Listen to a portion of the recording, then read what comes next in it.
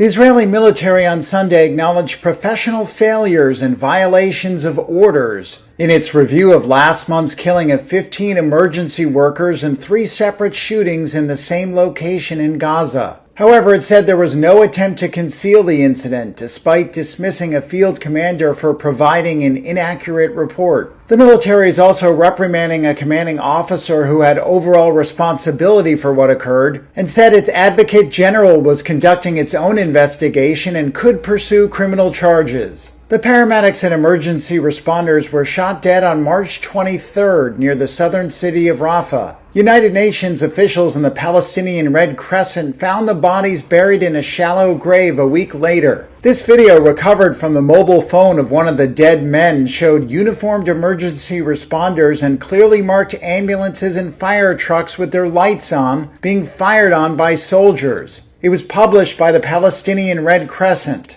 The military said it was partly an operational misunderstanding by the troops, who believed they faced a tangible threat from enemy forces and fired on what they initially determined as a Hamas vehicle, but was in fact an ambulance. The military said Hamas has used ambulances to carry out operations, though its soldiers are told to distinguish between genuine emergency vehicles and those used by Hamas. A paramedic on the scene, who was detained by the military and later released, has said soldiers opened fire on clearly marked emergency response vehicles. The Palestinian Red Crescent had called for an independent international investigation prior to the release of this report.